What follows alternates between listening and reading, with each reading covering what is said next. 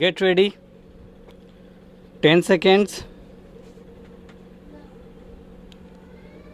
5 seconds. Start. I should like now to make a few observations on the budget. This budget marks a turning point in the history of our country.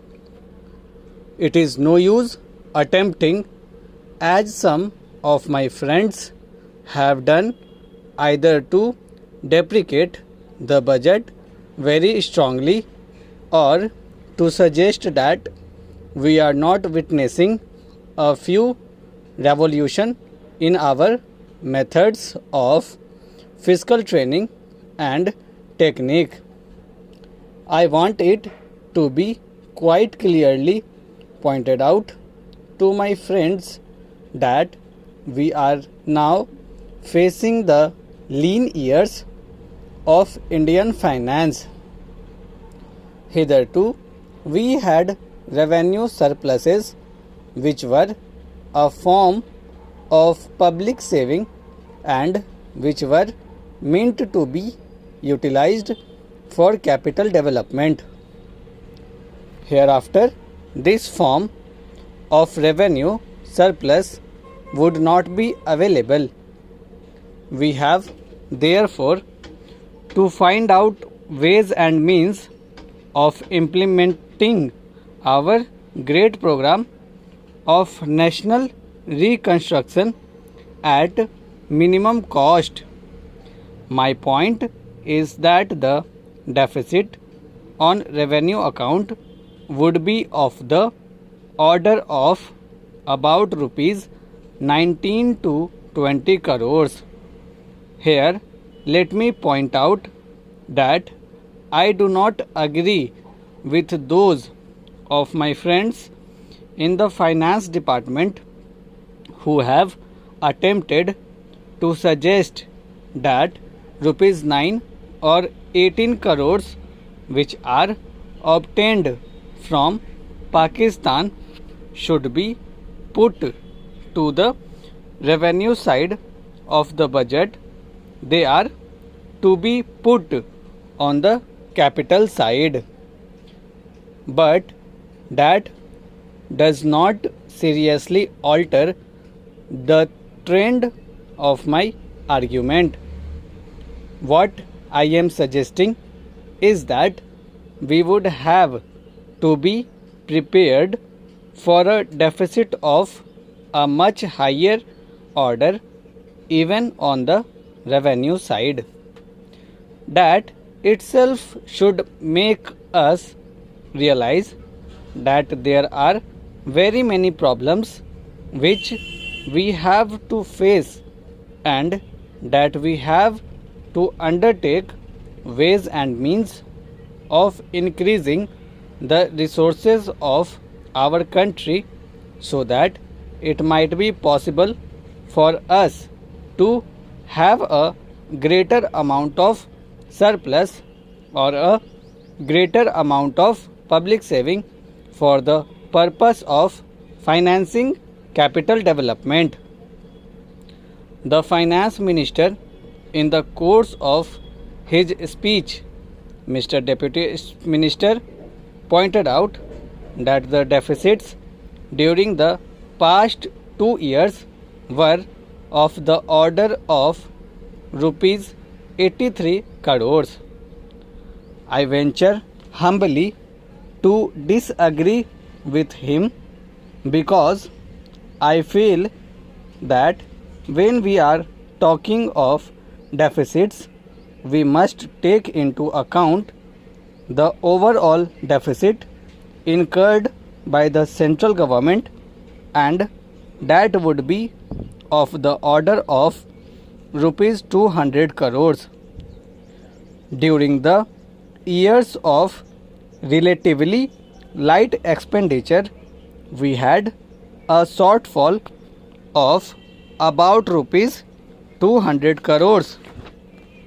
Undoubtedly, now when we are going to have a very great amount of expenditure, we might have a greater amount of deficit, and we would have to find out ways and means of trying to meet our capital expenditure.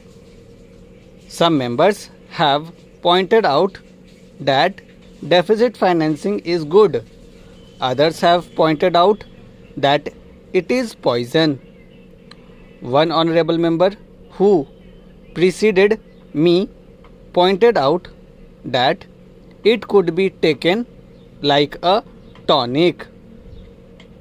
Now, I am not willing to enter into the merits of deficit financing or demerits of deficit financing in an academic spirit.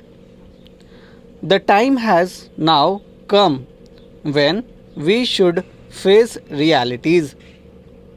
I do suggest that we have to indulge in deficit financing, because without indulging in deficit financing, it would not be possible for us to indulge in capital expenditure on such a large scale. But when we are taking of the scope of deficit financing, I would like to place before the House and the Finance Minister the two great limitations which face us. The first limitation that faces us is that concerning the internal price level. The Honorable the Finance Minister referred to the cost of living. He said that he was going to keep a watch over the cost of living so that it may not shoot up within a short period and make a mess of the plans of capital development. But there is another limitation which has also to be borne in mind, a limitation which has not received as much notice as it should have done in all the discussions that have taken place on deficit financing. That limitation is the external limitation, or the limitation which arises on account of our balance of payments position. I think this is as important, Mr. Deputy Speaker, as the internal price level, and I should like to elaborate that particular point a bit more, because I feel that a time will shortly arrive when we might have either to reconsider our policy or might even have to leave the Sterling Club of which we are a member. The second serious limitation is as serious as the first. What would be the consequences of deficit financing on our balance of payments?